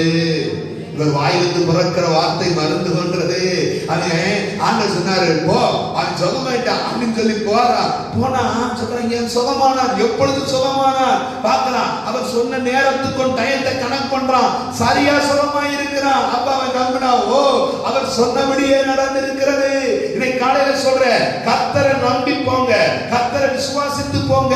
உங்களின் ஆரோக்கிய குறைவுகளை கர்த்தர் நீக்குவார். ஆமென். உங்களின் ஆரோக்கிய குறைவுகளை இல்லாமல் போக பண்ணுவார். உங்களை ஆரோக்கியப்படுத்துகிற வார்த்தை, உங்களை ஆரோக்கியப்படுத்துகிற மருந்து, உங்களை ஆரோக்கியப்படுத்துகிற எல்லாமே எதுன்னு கேட்டா, கர்த்தரை நம்பி இருக்கிற நம்புதலும், கர்த்தரை சார்ந்திருக்கிற சார்ந்திருக்குதலும், கர்த்தருக்கு பயப்படுகிற பயம் தாங்க எனக்கு ஆரோக்கியப்படுத்துகிற மருந்து. ஆமென். ஆண்டவர் ஒரு நல்ல மருந்து போன்றவர். அதனாலதான் 38 வருஷமா பிணியா கிடந்தவன உடனே திக்கு. அதனாலதான் 12 வருஷமா உதிரப்போக்கினால் அவதிப்பட்ட உடனே சுகமானா. இதை விட வேற மருந்து என்ன? நான் சொல்லுவேன், நம்முடைய நடைமுறைகள் சரியா இருந்தா வேற மருந்தே வேண்டாம். ஆமென். ஆமென் சொல்லுங்க. உண்மைதானா? வேற மருந்தே வேண்டாம். குறையில்லாம அவரை ஆரோக்கியப்படுத்துவார். ஆமென். எசேக்கியாவுக்கு 15 வருஷம் கூட்டி கொடுத்தார். அது சுகமா இருக்கு. ஒரே ஒரு வார்த்தை சொன்னார், போய் இதை மட்டும் செய், எல்லாரும் காண்படி செஞ்சா சுகமா. உங்களுடைய மருத்துவம் ஒரு வளர்மை ஊர்ல எல்லாருக்கும் டாக்டர் இருப்பாங்க. நேற்று யோசித்தேன், ஒரு பாஸ்டருடைய நிலைமைனா எப்படி இருக்கும்? சர்ச்சுக்கு டாக்டர்லாம் வருவாங்க, ரொம்ப சர்ச்சில் இல்லையா, வக்கீல் வருவாங்க. நம்ம நினைப்போம் குற்றவாளியே பெருகக்கூடாதுன்னு நினைப்போம். பெருகலைன்னா வக்கீலுக்கு வேலை இல்லாமல் போயிடும். சுகவீனரே இருக்கக்கூடாதுன்னு நினைப்போம். சுகமே இல்லைன்னா டாக்டருக்கு காசுல கொரோனானால டாக்டர் நல்லா சம்பாதிக்கிறாங்க இல்லையா? அநியாயமா சம்பாதிக்கிறவங்க உண்டு, சரியான முறையில் சம்பாதிக்கிறவங்க உண்டு. நான் சொன்னேன், சரியா சம்பாதிச்சா அதை கத்தர் அவங்களுக்கு ஆசீர்வதிச்சு கொடுப்பார். இப்படி ஏதோ ஒரு விதங்கள்ல இப்படியே நடக்கிறதெல்லாம் பார்க்கிறோம். ஆனாலும் உங்கள் சரீரத்திற்கு பலனும் உங்கள் சரீரத்துக்கு புத்துணர்வும் தரக்கூடியது எது என்று கேட்டால் கத்தரை சார்ந்திருப்பதுதான். ஹெல்த்தும் வெல்த் எதுனா கத்தரை சார்ந்திருப்பதுதான். ஆமென். உள்ளேயும் வெளியேயும் சுகத்தை கொடுப்பது எதுனா கத்தரை சார்ந்திருப்பதுதான். எத்தனை பேர் ஆமென் சொல்றீங்க? உங்கள் ஆரோக்கியம் உங்கள் புத்தியில் அல்ல, உங்கள் ஆரோக்கியம் உங்களுடைய ஞானத்தில் அல்ல, உங்கள் ஆரோக்கியம் உங்களுடைய அறிவில் அல்ல. நான் சொல்றேன், உங்கள் ஆரோக்கியம் தேவனிடத்தில் இருக்கிறது. ஆமென். அல்லேலூயா. அதனாலதான் வேதத்துல வாசிக்கிறோம், அவருடைய காயங்களால் சுகமாகிறோம். ஓகே. மூன்றாவது காரியம் 3வது அதிகாரம் 9-10 வசனங்கள். உன் பொருளாலும் உன் எல்லா விளைவின் முதற் பலனாலும் கர்த்தரை கனம் பண்ணு. அப்பொழுது உன் களஞ்சியங்கள் பூரணமாய் நிரம்பும். உன் ஆலைகளில் திராட்சரசம் புரண்டு ஓடும். அப்ப இங்க கவனிக்கணும், முதல்ல ஏன் தேவனை சார்ந்திருக்கணும் அப்படின்னு கேட்டா அதுதான் பாதுகாப்பிற்கான வழி. இரண்டாவது அதுதான் ஆரோக்கியத்திற்கான வழி. இப்ப மூன்றாவது சொல்றேன், அதுதான் ஆசீர்வாதத்தை பெறுவதற்கான வழி. சார்ந்திருப்பது அப்படின்னு சொன்னா கர்த்தரை நம்பி இருப்பது, கர்த்தருக்கு பயந்திருப்பது, கர்த்தருக்கு கனம் பண்ணுவது, கர்த்தருடைய சிச்சையை அப்பமா, இதுதான் கர்த்தரை சார்ந்திருப்பது. ஓகே. இப்ப கவனிக்கணும், இப்படி நாம் கர்த்தரை சார்ந்திருப்போமானால் அதுதான் நமக்கு ஆசீர்வாதத்தை கொண்டு வரும். எது ஆசீர்வாதத்தை கொண்டு வரும்? நம்ம சொல்றோம், நம்மள ஆண்டவர் நம்புறையா, அவங்கள மாதிரி இருக்க முடியலையா, இவங்கள மாதிரி இருக்க முடியலையா, பெரிய கோடீஸ்வரனா முடியலையா, நம்மளாம் சந்தோஷப்படும். ஆண்டவர் நம்மளுக்கு கோடீஸ்வரன் ஆக்காதது வரைக்கும் சந்தோஷம். என்ன ஐஸ்வர்யமானாக வேண்டும் என்று விரும்பாதே, ஆனால் உன்னை ஐஸ்வர்யவானாக தேவன் மாற்றினால் மறுக்காத. அது தப்பு. அவர் கொடுத்தார்னா அதற்குரிய சோர்ஸ் ஆண்டவர் கொடுத்தா அதற்கான பாதுகாப்பு வழிமுறைகளையும் கத்த தருவார். அதை அனுபவிக்கிறதுக்குரிய கிருபைகளையும் தருவார். நாமா தேடி என்ன செய்யாத ஓடக்கூடாது. அப்படி விரும்பி போய் அநேகர் தங்களை உருவ குத்தி கொண்டார். பைபிள் போட்டு. அப்ப ஆசீர்வாதத்தை பத்தி ஒரு வார்த்தை போட்டிருக்கு, உன் பொருளாலும் உன் எல்லா விளைவின் முதற் பலனாலும் கர்த்தரை கனம் பண்ணு. அப்பொழுது உன் களஞ்சியங்கள் பூரணமாய் நிரம்பும், உன் ஆலைகளில் திராட்சரசம் புரண்டோடும். கவனிக்கணும், நிரம்பும் ஆசீர்வாதம், புரண்டோடும் வழிந்தோடும் ஆசீர்வாதம். எத்தனை பேருக்கு இது வேணும்? நிரம்பப்பட்ட ஒரு ஆசீர்வாதம் இல்லையா? வழிந்தோட ஆசீர்வாதம். இப்ப எல்லா வீட்லயும் பிரச்சனைன்னா அறகுறையாத்த யார்கிட்ட கேட்டோம்னா இன்னும் பாதி கூட வரலையா அப்படின்னு சொல்றோம். ஒரு நிரப்புன ஒரு அனுபவம் இல்லை. என் பாத்திரம் நிரம்பி வழிகிறது அப்படின்னு சொல்லுவதற்கு இன்னும் நமக்கு ஒரு நிறைவு கிடைக்கல என்பது போல நம்முடைய மனசு சொல்லுது. ஆனா ஆண்டவர் சொல்றாரு, நான் உன்னை நிறைக்கத்தான் விரும்புறேன், உன் பாத்திரத்தை நிறைக்கத்தான் விரும்புறேன் இல்லையா? கொஞ்சம் என்னதானே வச்சிருந்தா எலிசாவுடைய வார்த்தையின்படி போய் பாத்திரங்களை வாங்கி அவள் வார்த்த போது அந்த பாத்திரங்கள் அத்தனையும் நிரம்பலையா? நிரம்பிச்சா. அப்ப இங்க ஒரு வார்த்தை சொல்றேன், கொஞ்சம் எண்ணெயை நிறைவுள்ளதா மாத்தத்தான் கர்த்தர் விரும்புறார். எப்பயுமே ஆண்டவர் குறையா இருக்க விரும்பல. காணாமல் கல்யாண வீட்டுக்கு ஏசுநாதர் போயிருந்தாரு, அங்க கூட குறை என்று சொன்ன போது அந்த பாத்திரத்தை கர்த்தர் ஆசீர்வதித்த போது அந்த தண்ணீர் திராட்சரசமாய் மாறியது, அந்த வீடு நிறைவுள்ளதாய் மாறியது. வீடு அப்ப எங்கெல்லாம் குறை இருக்கோ அந்த நிறைவுள்ளதான் மாத்தன்னு கர்த்தருடைய விருப்பம். இன்னைக்கு உங்க வாழ்க்கையில சில குறைகள் இருந்தா அதை நிறைவாக்கத்தான் கர்த்தர் விரும்புறாரு, அதை ஃபுல்பில் பண்ணத்தான் விரும்புறாரு, அது வழிந்தோட செய்யத்தான் கர்த்தர் விரும்புறாரு. அதுல குறை இருக்க கர்த்தர் விரும்பல. அதுல கர்த்தர் திட்டமா இருக்கிறார், தீர்க்கமா இருக்கிறாரு. என்ன பிரச்சனை நான் சொல்றேன், ஆண்டவருக்கு எனக்குள்ள பிரச்சனை என்னன்னா, நான் கனம் பண்ண தவறிடுறேன். கர்த்தர் என்னைய எனக்கு கொடுக்க, இங்க நீங்க கவனிக்கணும் என்ன போட்டிருக்கு, உன் பொருள் உன் விளைச்சல். கவனிங்க, என்னது உன் பொருள் உன் விளைச்சல். யார் இதை வச்சு யாரை காணணும்? எத்தனை பேர் செய்றீங்க? உன் பொருளாலும் அந்த கணம் ஆண்டவர் கொடுக்கணும் வரப்போ மட்டும் சொல்லுவோம். ஏதை இப்படி எடுத்து கொடுக்க, எனக்கு நாளைக்கு ஆகாரத்துக்கு இருக்கிறத நான் எப்படி கொடுக்க, எனக்கு சாப்பாட்டுக்கு இருக்கிறத நான் எப்படி கொடுக்க, என் பிள்ளைகளுக்கு நான் வச்சிருக்கிறத நான் எப்படி கொடுக்க அப்படின்னு நினைச்சு வச்சுக்கிறோம். பைபிள்ல போட்டிருக்கு, ஒரு ஏழை தன்னிடத்தில் இருந்த 2 காசை அதுல போட்டிருக்கு, இதுதான் அவளுக்கு, இதுக்கு மேல அவளுக்குன்னு கிடையாது, கொடுத்துட்டா. ஆண்டவர் சொல்றார், இவளே அதிகம் கொடுத்தார். உங்களுடையதை கொண்டு நீங்கள் தேவனை கனப்படினால், அதை எதெல்லாம் எடுத்து கொடுத்தீங்களா, அதுல புறம் ஒன்று இருக்கும் பாத்தீங்களா, அதை நிரப்புவாங்க. அங்க போட்டிருக்கு, உன் களஞ்சியம் உன் ஆலை, எல்லாம் உங்களுடையதான். உங்களுடைய தேவனுக்கு கொடுத்தால் உங்களுடைய தேவன் தன்னுடையதை கொண்டு நிரப்புவார். கவனிக்கணும், எப்பயுமே ஆண்டவருக்கு இதுதான். ஆண்டவருக்கும் நமக்கும் ஒரு இடையில இருக்கக்கூடிய பெரிய டீல் என்னன்னா இதுதான், கொடுத்தா கொடுப்பா. நான் அப்படி என்னப்பா ஆண்டவர் கொடுக்கணும் அவசியமே இல்லை அப்படின்னு என்னக்கா, அது உங்களுடைய பாடு. ஒன்று நீ ஏழைக்கு கொடுப்பியோ, இல்லை ஒரு ஒரு ஒரு ஒரு தினமும் ஆகாரம் இல்லாமல் தவிக்கிற ஒரு மனிதனை பார்த்து ஆகாரம் கொடுப்பீர்களோ, அது உங்களுடைய பாடு. எப்படினாலும் நீங்கள் கொடுங்கள், எந்த வடிவத்திலாவது கொடுங்கள், எந்த ரூபத்திலாவது கொடுங்கள், எந்த எந்த எந்த சூழ்நிலையிலாவது கொடுங்க.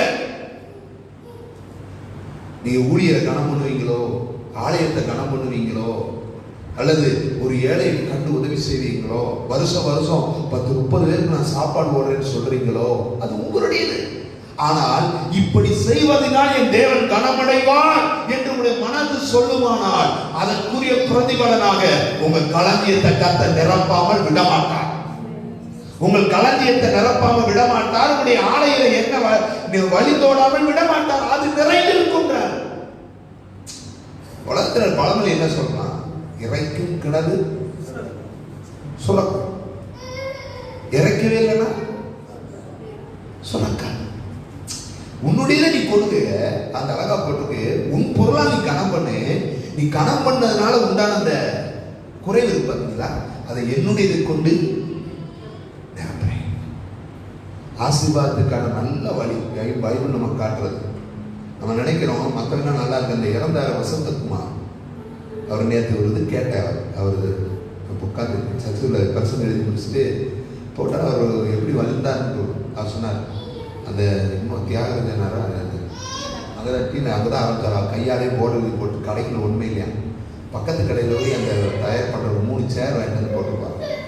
அந்த 3 சேர் 25 ரூபாய்க்கு வாங்கி 30 ரூபாய்க்கு விற்பாங்க. 15 ரூபா லாபம் பார்த்தேன் அப்படின்னா. அப்போ அவர் சார், நான் எப்படி நீங்கள் வாடிக்கையாளர் வச்சிங்க அப்படின்னு. நான் வச்சிருந்த கடை வந்து பக்கத்தில் ஒரு பஸ் ஸ்டாண்ட் பக்கம் வந்து நிற்பாங்க எல்லாரும், உட்காரக்கு நிழல் இருக்காது.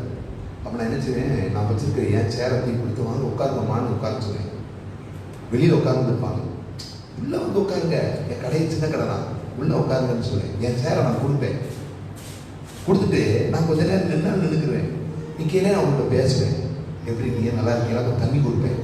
அப்போ அந்த அந்த அம்மா உட்கார்ந்த உடனே கொஞ்ச நேரம் வச்சோம், நல்லா இருப்பாப்பா, கால் வலிக்கிட்டு இருந்தேன், நீ உட்கார கிளம்புறேன். இந்த நல்லா இருப்பேன்னு ஒரு வார்த்தை சொன்னாங்க பார்த்தீங்களா. இப்படி நான் ஒரு 100 எத்தனையோ ஆயிரக்கணக்கான மக்கள்கிட்ட இந்த வார்த்தை நான் கேட்டிருக்கேன். இந்த ஒரு வார்த்தை தான் என்னை இந்த அளவுக்கு உயர்த்திச்சிருக்காரு. அந்த சேரை நான் கொடுத்ததுனால எனக்கு ஒரு குறை இல்லை இல்லையா, கொடுத்ததுனால வந்த நன்மையை தான் அவர் சொல்றாரு. எனக்கு அது ஆச்சரியமா இருக்குது. நம்ம நினைப்பான் அவனுக்கு எடுத்து கொடுத்துட்டு அவனை போய் உட்கார பத்தி விடு, அவர் எந்த காட்டு கழுதிகளுக்கு உட்கார அப்படின்னு நம்ம சொல்லுவோம். ஆனா காலத்தினால் செய்த உதவி சிறிதவி. எப்பயுமே நம்ம ஒரு செய்கிற உதவியை தப்பாவே எண்ணக்கூடாது. குறையவே நினைக்கக்கூடாது. அந்த நேரம் நமக்கு ஒரு இழப்பு போல தெரிந்தாலும் பின்னாட்களில் கர்த்தர் கணக்கில் வைப்பார். நான் தான் உங்களுக்கு திரும்ப சொல்றேன், ஏழைக்கு இறங்குகிறவன் கர்த்தருக்கு கடன் கொடுக்கிறான். ஆமென், அல்லேலூயா. ஒரு முதியோரை பார்த்து அலட்சியப்படுத்திடக்கூடாது. ஒரு கஷ்டப்படுறவங்களை பார்த்து அலட்சியமா நீரக்கூடாது. அவங்களை கொஞ்சம் தள்ளி நிறுத்திடக்கூடாது. அதுவும் நம் வாழ்க்கையில ஒரு ஆசீர்வாதத்துக்கான வழிமுறைகள் தான். பாரதவராம ஆலயத்துக்கு போவதான் நீ ஆசீர்வதிக்கு நீங்க நம்பிட்டு இருந்தா அதை நான் தப்புன்னு சொல்லுவேன். இதையும் செய்யணும், அதையும் செய்யணும், இதையும் செய்யணும், அதையும் விடாது இருக்கணும். நான் ஒழுங்கா காணிக்கை கொடுக்கிற தசமா கொடுக்கிறேன் நிறுத்திடக்கூடாது. காணிக்கை தசமபாகங்கள் என்பதை விட கூடுதலாய் மற்றவர்களை தாங்குவதற்கும் உதவுவதற்கும் ஆகாரம் கொடுத்து அனுசரித்து போவதற்கும் காரியங்கள் நடத்தலாம். கர்த்தர் உங்களை எதிர்த்து ஆசீர்வதிப்பார். 3 நாளாவது ஒரு வார்த்தை சொல்லி முடிச்சிருக்கேன். 3ஆம் அதிகாரம் 23வது வசனம் போட்டிருக்கு. அப்பொழுது நீ பயமின்றி வழியில் நடப்பாய். கவனிக்கணும், உன் வழியில் நடப்பாய். எப்பொழுது? நீ கர்த்தருக்கு பயந்து கர்த்தரை நம்பி நீ வாழ்ந்து கர்த்தரை சார்ந்து நீ வாழ்ந்தா அதுதான் பயமின்றி வாழ்வதற்கான வழி. உலகத்துல நீங்க பயமின்றி வாழணும்னு நினைச்சீங்கன்னா கர்த்தரை சார்ந்தே இருங்க, பயமே இல்லாம வாழலாம். ஆமென்.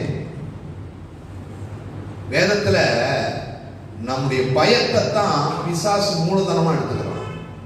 நம்முடைய பயத்தை தான் மனிதர்கள் மூலதனமா எடுத்துக்கிறாங்க. ஏய், அது கத்தி கட்டா மிரண்டுவாண்டா அப்படின்னு தெரிஞ்சா அது எல்லாமே என்ன செய்யும்? ஏய் ஏய் சரி சாமி அப்படின்னு நாடா கத்தி எவ்வளவு தூரம் குத்தம், நான் கீச்சிரியா கீச்சரா அப்படின்னு ஒரு ஆள் நின்னாங்க வைங்களேன், அது கத்தி என்ன செஞ்சிடும்? பின்னாடி போயிடும். அவ்வளவுதான். அதனுடைய அப்ப என்ன, அதாவது நம்முடைய பயத்தை ஒரு மூலதனமா எடுக்க நினைக்கிறாங்க. ஆதியிலிருந்து பிசாசா தான் கொண்டு வரான் இல்லையா? சாத்ராக் மேஷாக் ஆபேத்நேகோ பத்தி பாருங்க. அவங்க பயப்படல, மாறா கர்த்தர் மேல நம்பிக்கையா இருந்தாங்க. பயந்திருந்தா என்ன ஆகும்? அக்னிய ஜெயித்திருக்க முடியாது. பயந்திருந்தா என்ன ஆகும்? நாங்களே இவங்க நம்பிக்கையும் இவங்க சார்ந்திருக்கிறோம் இல்லையா? ஆண்டவரை பரலோகத்திலிருந்து இந்த பூமியில கொண்டு வந்து அவங்களை இறக்கிட்டார் இல்லையா? நீ சொல்றேன், நம்முடைய வாழ்க்கையில பல நேரம் பயப்படுறோம். அந்த பயம்தான் வாழ்க்கையின் பல பிரச்சனைகளுக்கு காரணமா மாறிடுது. நான் சொல்ல, எதற்கும் பயப்பட வேண்டாம். என்னை படைத்தவருக்கு அவர் அனுமதி இல்லாமல் என்னிலே ஒன்றும் நடக்காது. அப்படி நடந்தாலும் பிரச்சனை இல்லை.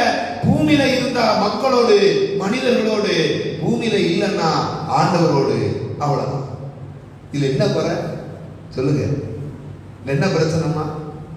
பூமியில இருந்தா மக்களோடு மனிதர்களோடு எல்லாரோடும் பேசி பழகி சந்தோஷமா சிரித்து போறோம் இல்லையா? முடிஞ்சா யாரோட? பரலோகமே என் சொந்தமே அப்படின்னு என்ன செய்ய போறோம்? அந்த சந்தோஷமா இருக்க போறோம். இந்த நம்பிக்கை கிறிஸ்தவங்களுக்குள்ள இருக்கிறது. நான் சொல்லுவேன், எதை பத்தி பயப்படக்கூடாது. சொல்லுங்க கையில உயர்த்தி, எதை பத்தி பயப்படக்கூடாது. ஆமே, நீங்க பயமின்றி வாழ்றதுக்கு ஒரு நல்ல வழி எது தெரியுமா? கர்த்தரை சார்ந்தே வாழ்வது, கர்த்தருக்கு பயந்து நடப்பது, கர்த்தரை நம்பிக்கையாய் கொள்வது, கர்த்தரை கனம் பண்ணி வாழ்வது. இதை தவிர்த்து உலகத்துல பயம் இல்லாம வாழ்றதுக்கு வழி இல்லை. சாத்தான் இன்னைக்கு மனிதர்கள் பயமுறுத்தியே வாழ வச்சிருக்கான் தெரியுமா? காலையில் எந்திரிச்சா பயமுறுத்தி விட்டுறான். ஏய் எந்திரிச்சு என்னதே பண்ண போற, நாளைக்கு உனக்கு ஒரு 10,000 ரூபாய் கடன் கொடுக்கணுமே, என்ன பண்ண போற என்ன பண்ண போற, ஒரு திகில உண்டாக்கி விட்டுறான். ஐயோ பிள்ளைகள் ஃபீஸ் கட்டணுமே, என்ன ஒண்ணு பயத்தை உண்டாக்கி விட்டுறான். அந்த பயம் நம்மளை பாடா படுத்தி, ஓ என்னையா பார்த்து 15,000 ரூபாய் ஃபீஸ் கட்டணும், சும்மா இங்கிட்டு வண்டியில போயிட்டு வந்தா போதுமா, கட்டுறதுக்கு வழி என்னன்னு பாக்குறதே இல்லையா அப்படின்னு இங்கிட்டு தூண்டி விட குடும்பத்துக்குள்ள சண்டை. இந்த பயத்தினாலே பாதி சண்டை வந்து குடும்பம் நாரி போயிடும். என்ன அமைதியா இருக்கு. 1ஆம் அதிகாரம் கடைசி வசனம் என்ன சொல்லுது? எனக்கு செவி கொடுக்கிறவன் எவனோ அவன் விக்கிரமின்றி வாசம் பண்ணி ஆபத்திற்கு பயப்படாமல் என்னவா? யாருக்கு செவி கொடுக்கிறவன்? சாத்தானுக்கு செவி கொடுத்தா பைபிள்ல போட்டு முதல் பயம் எங்க வந்துச்சு? ஏதேன். எப்ப வந்துச்சு? எப்ப வந்துச்சு? ஆண்டவருக்கு செவி கொடுத்த காலமெல்லாம் அவருக்கு என்ன இல்ல? பயம் இல்ல. எப்ப சாத்தானுக்கு செவி கொடுத்தாங்களோ அப்ப பயம் வந்துச்சு. உங்களுக்கு ஒரு பயம் வருதுன்னா அப்ப சாத்தான் உள்ள வர்றான்னு அர்த்தம். உங்களை அறியாத பயத்தை கொண்டு வந்து உங்களை தீவிரம் உண்டாக்கி ஏதாவது பண்ண நினைக்கிறான்னா சாத்தான் கொண்டு வர்றான்னு அர்த்தம். நான் ஒரு வார்த்தை சொல்றேன், பயப்படாதீங்க. பயமின்றி வாழ்றதுக்கு நல்ல வழி எதுன்னா கர்த்தரை நம்பி வாழணும். என் சுய புத்தியை நான் நம்ப மாட்டேன், என் ஞானத்தை நான் நம்ப மாட்டேன், என் திறமையை நான் நம்ப மாட்டேன், என்னுடைய படிப்பை நான் நம்ப மாட்டேன், என்னுடைய தொழில் முயற்சியை நம்ப மாட்டேன். எனக்கு அதற்கு இதற்கு எதை நம்பலப்பா? உண்மை நம்புற ஆண்டவரே, உண்மை சார்ந்திருக்க ஆண்டவரே, உங்களுடைய கிருவில சார்ந்திருக்க ஆண்டவரே. இப்படி சொல்லணும்னா அதுதான் பாதுகாப்பிற்கான வழி, அதுதான் ஆரோக்கியத்துக்கான வழி, அதுதான் ஆசீர்வாதத்துக்கான வழி, அதுதான் பயமின்றி வாழ்வதற்கு வழி. இதை நாம் கடைபிடிப்போம், இதில் நிலைச்சிருப்போம். இதுதான் நம்முடைய வாழ்க்கையை ஒரு நல்ல நிலைமைக்கு கொண்டு வரும். எத்தனை விசுவாசிக்கிறீங்க? இதுதான் நம்முடைய சிறப்பான ஒரு முன்னேற்றத்துக்கு நேராக கொண்டு வரும். நான் சொன்னேன், இதை நீங்க செஞ்சு பாருங்க, நானும் செய்வோம், நம்ம எல்லாரும் சேர்ந்து செஞ்சு பார்ப்போம். நிச்சயம் இந்த வருஷம் முடியறதுக்கு முன்னாடி பல நன்மைகளை நம்ம வாழ்க்கையில் ஆண்டவர் தருவார், பல ஆசீர்வாதங்களை ஆண்டவருடைய வாழ்க்கையில தருவாரு. நம்மளை நம்ப வேண்டாம், சுயத்தை நம்ப வேண்டாம், உங்களுடைய ஞானத்தை நம்ப வேண்டாம். கர்த்தரை சார்ந்து உண்மை மட்டுமே நாங்க நம்பி இருப்போம். ஆண்டவரே ஆமே. அன்னைக்கு ஆசா சொல்றாரு பாத்தீங்களா, இந்த ஏராளமான கூட்டத்துக்கு முன்னாடி வந்திருக்கிறோம். எதை நம்பி? எங்க பலத்தை நம்பி இல்ல, எங்க திறமையை நம்பி இல்ல, எங்க ராணுவத்தை நம்பி இல்ல, உண்மை நம்பி வந்திருக்கிறோம். ஆண்டவரே சொன்னாரா இல்லையா? ஆக அன்னைக்கு கர்த்தர் அவருக்கு ஒரு அற்புதம் பண்ணது போல இன்றைக்கு ஒரு வார்த்தை சொல்லுங்க, இதுவரைக்கும் வந்திருக்கிறோம் ஆண்டவரே, ஆனாலும் இனியும் எங்களை நம்பி நாங்க வாழ விரும்பல, எங்களை சார்ந்து வாழ விரும்பல, உண்மை சார்ந்து வாழ விரும்புறோம்ப்பா. எங்களுக்கு அற்புதம் செய்ய கேட்டு பாருங்க. உங்க குடும்பத்துக்குள்ள அற்புதம், உங்க பிள்ளைகளுடைய வாழ்க்கையில அற்புதம், உங்க தொழில நல்ல மாற்றங்கள், உங்க எதிர்பார்ப்புல நல்ல மாற்றங்கள், இதுவரைக்கும் கண்டிருந்த சில கண்ட விஷயங்களை விட காணக்கூடாத காரியங்களையும் அதிசயங்களையும் உங்க வாழ்க்கையில ஆண்டவரால் செய்ய முடியும் என்ற எதிர்பார்ப்போடு கூட காத்திருப்போம். நிச்சயம் ஆண்டவர் அற்புதங்களை அதிசயங்களை குடும்பங்களே செய்வாராக. நாம் கண்களை மூடி ஜெபிப்போம். ஹல்லேலூயா, ஹல்லேலூயா. எங்களை நாங்கள் நம்புவதை விட உம்மை நம்பி இருக்க எங்களுக்கு உதவி செய்யுங்க ஆண்டவரே. ஹல்லேலூயா, ஹல்லேலூயா, ஹல்லேலூயா, ஹல்லேலூயா. ஆமென். என் நம்பிக்கையே உமக்கு ஸ்தோத்திரம், என் புகலிடமே உமக்கு ஸ்தோத்திரம், என் நம்பிக்கையே உமக்கு ஸ்தோத்திரம், என் புகலிடமே உமக்கு ஸ்தோத்திரம். அற்புதங்கள் எனக்கு செய்யுங்கப்பா, உம்மைத்தான். ஓ ஓ அற்புதங்கள் உம்மையே நம்புவேன். அற்புதம் செய்திடுங்க, அதிசயம் நடந்திடுங்க. 100 உம்மையே நம்புவேன். அற்புதம் செய்திடுங்க, அதிசயம் நடத்திடுங்க.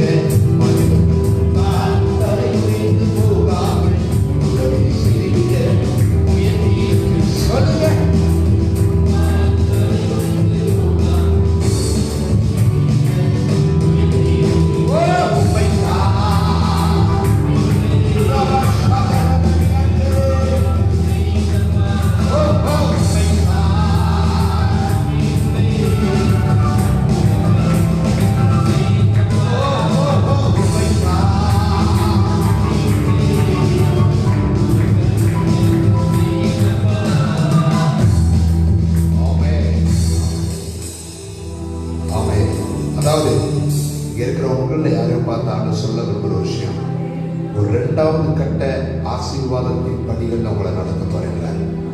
ஸ்தோத்திரம். முதல் நிலை என்பது உங்களுக்கு எப்படி இருந்ததோ சொன்ன இரண்டாவது கட்ட ஒரு அடுத்த ஸ்டெப்ல உங்களை நான் கொண்டு போறேன். இது உங்களுடைய வாழ்க்கையில பல நன்மைகளுக்கு நேராக உங்களை நடத்திட்டு போகும். ஆமென். ஆண்டவருடைய கிருபை உங்களை அந்த பாதையில் நடத்த விரும்புகிறது. ஆமென். இது இரண்டாவது, நீங்க எடுக்கிற இரண்டாவது கட்ட முயற்சி. இந்த இரண்டாவது கட்டத்தில் ஆண்டவர் சொல்றாரு, இதில் நான் அநேக வழிகளை திறந்து கொடுத்து, அநேக புதிய வாசல்களை திறந்து கொடுத்து, ஆமென், நன்மைக்கு நேராய், சுகத்துக்கு நேராய், ஆரோக்கியத்துக்கு நேராய் நடத்த போகிறேன். ஹல்லேலூயா, ஹல்லேலூயா. அநேக பாகுபாடுகளுக்கு கூடாக, ஆமென், வேதனைகளுக்கு கூடாக, ஆமென், பலியாகி விடுவோமோ என்று சொல்லி இருந்த அச்சங்களுக்கு கூடாக இருந்த உங்களுடைய வாழ்க்கையின் ஜீவியத்தை ஒரு முறை ஆண்டவர் பிரித்து இரண்டாவது கட்டத்துக்குள்ளாக வைத்து புதிய நன்மைகளை கனிகளை கொடுத்து நடத்த போகிறாரு. இந்த காலகட்டங்கள் ஆண்டவர் விரும்புறது உங்கள்கிட்ட இருந்து கர்த்தரை கனம் பண்ணுங்க, கர்த்தர் மேல நம்பிக்கையா இருங்க, கர்த்தரையே ஸ்தோத்திரம் பயந்து கர்த்தரையே சார்ந்து வாழுங்க. நிச்சயம் இதிலிருந்து உங்க வாழ்க்கையில பெரிய மாற்றங்களை பார்ப்பீங்க. காலங்கள் இருக்கும் போது, ஒருவேளை நாம் ஒருவர் சந்திக்கிற நாட்கள் வரும்போது, நீங்கள் சொல்லக்கூடிய சூழ்நிலைகளை கர்த்தர் உங்க வாழ்க்கையில ஏற்படுத்துவார். ஆமென், ஆமென். பரலோகத்தின் ஆண்டவரின் பரிசுத்த பிதாவே, இந்த நல்ல ஞாபகக்காய் நேரத்துக்காய் ஸ்தோத்திரம். எங்களை நீ ஒன்று கூட்டினீர், அதற்காக நன்றி. வந்த ஒவ்வொருவரையும் ஆசீர்வதிங்க, இந்த வார்த்தைகளை கேட்ட ஒவ்வொருவரையும் காத்துக் கொள்ளுங்க. கூடி ஆராதிக்க நீர்களுக்கு தந்த கிருபை, பலன், சுகம், ஆரோக்கியம் எல்லாத்துக்காக நன்றி சொல்லுகிறோம். காத்துக்கொள்ளும், பராமரித்துக் கொள்ளும். எங்களுக்கு வேண்டிய வார்த்தைகளை நீ தந்ததுக்காய் நன்றி. தொடர்ந்து நாங்கள் உண்மையிலே விளப்புக தந்த கிருபதால், உண்மையிலே நிலைத்திருக்க தந்த கிருபதால் ஆசீர்வதி கிருபை இயேசுவின் நாமத்தில் வேண்டுகிறோம் பிதாவே. என் ஆத்மாவே கர்த்தரை ஸ்தோத்திரி, என் முழுவதுமே பரிசுத்த நாமத்தை ஸ்தோத்திரி. என் ஆத்மாவே கர்த்தரை ஸ்தோத்திரி, அவர் செய்த சகல உபகாரங்களையும் மறவாதே. கர்த்தராகிய இயேசு கிறிஸ்துவின் கிருபையும் பிதாவாகிய தேவனுடைய அன்பும் பரிசுத்தாவின் ஐக்கியமும் சிநேகிதமும் பாதுகாப்பும் பராமரிப்பும் வருகை மட்டும் நம் அனைவரோடு கூட இன்றைக்கு மாறாமல் இருப்பதாக. ஆமென், ஆமென். அல்லேலூயா, அல்லேலூயா, அல்லேலூயா. எல்லாரும் வாழ்த்துக்கள். கர்த்தர் உங்களை ஆசீர்வதிப்பார்.